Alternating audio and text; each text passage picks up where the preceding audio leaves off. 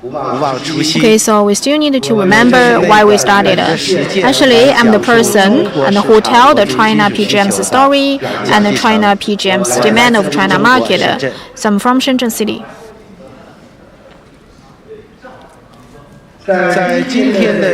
And my presentation will be focus on words because we've gone through a lot of the data, and I'm going to present and this speech by 4 parts. The first part is about the review of China's palladium and platinum demand of the automotive industry. Secondly, we are going to see China's new energy vehicle development's impact on the demand of the PGMs. Thirdly, how do we understand and the content changes of the PGMs in China? And then I'm going to share how do we evaluate the information to impact the demand of the PGMs. And then the conclusion. And you can see and this chart on the left. So this is public data and including the demands and for platinum and palladium of the automotive industry. So I included data from year 2015 to 2024. Why I list 2015 separately? Because in year 2015, the Chinese government proposed Made in China 2025, and I believe you have already seen and some goals were achieved. Actually, and China's market and the information understanding is based on the market environment and feedbacks from the reality. So we don't use the reverse thinking. So like Wu Ge doctor did a very good presentation, and he interpreted President Trump's behavior based on his ideas. However, and we need to start from ourselves. And you saw the green line represent palladium in 2015 and 2019 to 2024, and China's automotive industry demand and for palladium. And in year 2019, you know that 11 provinces of China already move ahead and the emission rule number 6. So that's why there's unleashment of the demand of palladium. So because palladium and rhodium are used a lot in automotive industry, and you can see back then the OEM factories and from China's understandings to the laws and the rules were not thorough enough, and everybody was worried about the environment protection. So back then, and due to the friendly price of palladium and rhodium, and a lot of the OEM manufacturers, and they reduce the compromise, made a compromise and to meet the needs of the emission. So you can see that the growth momentum was very strong back then in year 2019. And afterwards, the prices went up hugely, and we saw in a lot of the Chinese brands, and they reduced the cost. So while the cost was reduced hugely, reduced materials hugely, I will give you the reason in part 3. So although in year 2023, in the implementation of the standard 6th version was implemented, however, the demand for palladium was not that high due to the saving behaviors and for PGMs and the new energy vehicles rise up. And have a look of the blue line. Blue line represents platinum. And we said that, and basically for the car makers from China use rhodium and palladium, although there are some alternatives in year 2019. However, and due to the launch of the 6th version of the rules, and then the demand of platinum was increased. However, there was still a big gap compared with Europe. And we talked about China's new energy vehicles and the the changes of the rules and regulations. And you can see the data from year 2018 and to this May. And I just saw the updated data of June, and the market shares of China's new energy vehicles. The blue bar represent and the plug-in and PHEV and EREV, and the green represent BEV. You can see in general, the market share of 2018 was about 4.4%. And to the first half of this year, it already increased into almost it increased to 30.2%. So you could see that for these past 7 years, BEV developed very fast. People always said that the growing up of industry was caused by the subsidies from the government. However, so the subsidies is always there from year 2020 to 2023, but why it climbed up to 30%?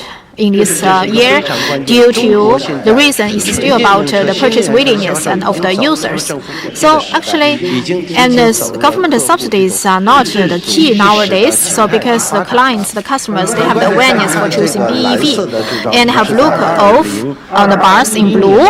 And in year 2021, we could see there was a space for growth.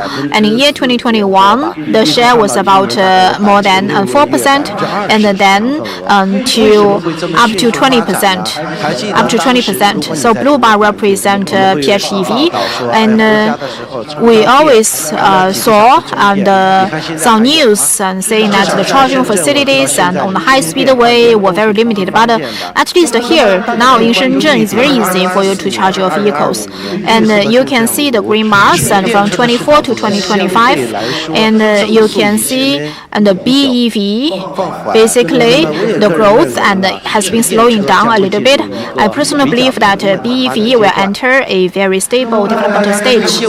And have look of the chart on the right, and you can see plug-in and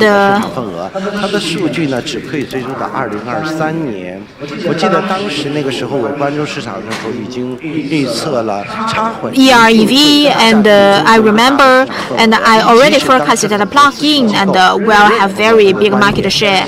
Although a lot of them, they didn't agree with me. However, due to the feedback from the market, so I was very confident in plug-in. And in the past years, the portions of plug-in and EREV and will grow. So whatever, which one is better, both PHEV and EREV, and the engines and of both and need the ternary catalyst. So that's why I think it's very important and for increasing the demand of PGMs. I know, and this is the late afternoon, everybody would be very sleepy, so I'm going to focus more on storytelling. Actually, the factors for affecting the PGMs metal content, and I listed out and the times of different standards, versions of the emission standard, and it is estimated to implement the version 7 in year 2018. So the stories of 2019 was very interesting. Every time, and there is a switch of the rules and the laws, switch from version 4 to version 5, and whatever moves and did in version 5, and the catalyst of version 5 and increased hugely. I remember in July 2019, actually, and 70% of China's passenger vehicles meet the standard for version 6. And back then, we clearly see that the PGM content increased by multiple times. So that's I said, because the price of palladium and rhodium were very good. So a lot of the vehicle manufacturers and they became to lead. However, up to year 2020, so the prices went up, and these Chinese brands, they started to reduce the contents because So you can see, and they prepared a very long time, and for the engines, and from the version 5 to version 6, and a lot of the Chinese manufacturers, they worked with the vehicle manufacturers and to develop a catalyst. So I'm very proud to be a Chinese because every time and the self-developed and the catalyst normally will reduce for this switch. However, at the version 6 stage, things were totally different. It basically proved that China's automotive technology and combustion technology improved gradually. So that's why on slide 1 I listed the demand of the vehicles in 2015. So especially for a lot of our friends who stay overseas.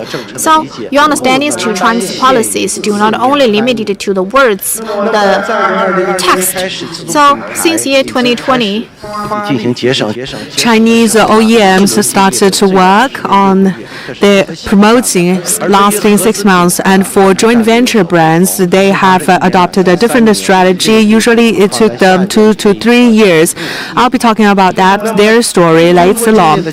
So, for Chinese domestic OEMs, how did they manage to create such savings? People are always suspicious whenever they heard about savings. My parents always tell me, if you don't know anything about something, instead of making snap judgment about whether it's right or wrong, you should firstly question the reason and think about whether the reason is logical or not. So you need to look at what OEMs have done and what their suppliers have done. So for OEMs, the collaboration and the working conditions have improved much to people's surprise. I'm not someone working in OEM, but I'm really curious about how they have managed to improve the working conditions and the calibration of vehicles. This is not something that's purely numeric. So then I understood that at the stage of China 4, China 5, OEMs from China do not have their own team of calibration, but entering into the phase of China 6, almost every OEM has its own team of calibration. It's just that their calibration teams are either large or small. Think about it. Calibration can save you a lot of time. And then in terms of the auto catalyst material and coating technology upgrading in both areas lies in increasing the contact surface area of exhaust so as to maximize the efficiency of PGMs, and the reduction of average emissions of vehicles also contributed a lot. So if the three factors are considered together, if you are native in the Chinese culture, then you understand it clearly. But if you're not native to Chinese culture, it will take you some time to figure out why. However, it takes time, and only by laborious experimentation or laborious exploration by yourself will you come to light about something. I've covered so much, and all for the purpose of laying the foundation of telling you how to evaluate future PGM demand change from the Chinese market. As someone who has been focusing on researching China's market for more than 20 years, and as someone who have visited OEMs, Chinese OEMs, JV OEMs, large and small, I would like to say how you should understand China's policies. Back to the summary sentence. Before you interpret any policies, you should look at the background where such policies are released. Understanding the words and text are easy, but if you don't have an overall view of the background, then you fail to understand the whole story. It's not because you interpret any of the words and clauses wrong. It's just because failing to understand the whole story will affect your judgment. So, if you ask your Chinese colleagues, your Chinese friends, and you do a deep analysis of how emission standard will affect PGM content, things are not as simple as if testing standard is more stringent, then people are forced to increase the content of PGM. Think about China's DeepSeek moment, a testament to Chinese capability capability in upgrading their technology. So you should look at Chinese technology iteration in a way that understanding that it keeps iterating. With that understanding, then you will have fresh understanding of things coming from China. And then how do you evaluate emission standard? Newer emission standard will affect the content of PGMs. If you have heard news from some OEMs claiming that my vehicle only contains 0.8 grams of PGM, if you hear such claim from any OEM, you might be surprised by the low amount of PGM content. But then they will tell you, someone tell you I have 4 grams of PGM. That will also surprise you. So 0.8 plus 2 together divided by 2 is 2.4. Actually, China's average PGM content is 2.4 grams. At the beginning of 2021, some distributor told me that they found that China's 6 catalyst content way too high, which means that the future demand will be extremely high. But then I told them that the data comes from 2019 because back in 2019, OEMs sacrifice their cost in order to attain the emission standard requirements. However, fast forward to 2021, the cost have gone down a lot because PGM content has gone down a lot. So you have to keep looking at how things have evolved. If you stick on to one specific number, you fail to see why people should do market research. So I keep asking myself this question: how did OEMs manage to bring their PGM content down to 0.8 gram? What technologies they have been using? Is such technology exclusive to them, and how much proportion of the market that this specific technology platform has? With answers to all these questions, then you can come to solid and reasonable conclusion yourself instead of being confused by the 0.8 gram or 4 grams. The logic here is self-evident. So that leads to the strategy by different OEMs. For Chinese local OEMs, their strategy execution time is very fast, 4 months, shortened from the previous 8 months because of the Chinese spirit of competition, fierce competition, or engaging competition in a fierce way. But if you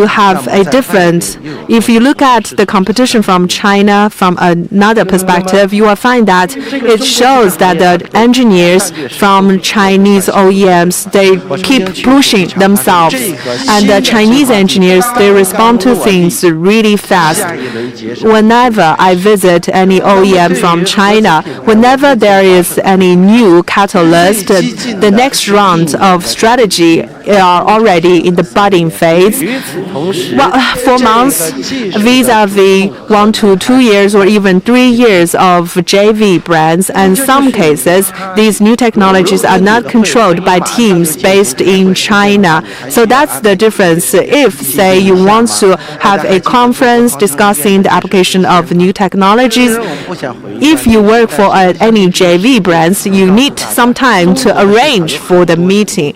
So with that story, I would like to tell you that the China market has something special to it because of its fierce competition and because of the engineers driving themselves. They have this internal drive and also the external drive. Again, you should not judge a book by its appearance. You should not judge any policies by the words and the clauses alone. Without understanding of the culture and the contextual background, we will fail to have a real and authentic evaluation of the rule. And for PHEV as well as extended range, now the two types of vehicles, they use specialized engine platform instead of borrowing from ICE engine platform. Because in the past, the PHEV, it has high emissions at cold start phase. As a result, the content of PGM for any PHEV is even higher than ICE cars. So when PHEV's technology grows at a certain stage, they qualified for a specialized engine platform instead of borrowing ICE platform. That's another change. With this change, with this story, I also try to drive the point that the Chinese market changes so fast, and you will understand it by yourself if you visit China more frequently, and you will find that Chinese local OEMs, they can boast the quality and technology that are available to them, and they keep iterating. So conclusion. The conclusion can be really simple. Overall, the trend, because of the development of BEV, demand for PGMs will reduce. However, even though China 7 standard are to be implemented, demand increase will be very limited, or even there will be no increase, because you should not neglect how technology can grow, how fast technology can grow. And secondly, PHEV and extended range, their market share increase is only going to slow down the drop, but it will not reverse the trend. And secondly, NEV market share keeps going up, but the increase of PHEV and extended range vehicles will decelerate the growth momentum of BEV, which will limit the growth momentum of hydrogen. Thirdly, as I mentioned, that you have to understand any OEM's strategy. This is very critical because it affects its lead time, and products developed and launched at different phases are different. In China, Chinese OEMs usually they work R&D of 2 to 3 models at the same time, and they come up with one model and then they come up with a newer one in 2 to 3 years. Unlike JVs do model development in a sequential way, whereas the Chinese OEMs they do it in a parallel way. Not necessarily which one is better, it's just the difference. And the fourth conclusion is that China 7 theoretically will stimulate demand for PGM. However, for light-duty vehicles, personally, I think that in terms of the scope of stimulus that China 7 can have, in terms of how much China 7 can stimulate demand for PGM compared with China 6, such stimulus is limited because of technology iteration and continuous improvement. So you understand it if you compare how much Euro 6 and how much Euro 7 affected demand increase for PGM. Then you understand why I say there will be different. And fifthly, for PHEV and extended range, they use specialized engine platform.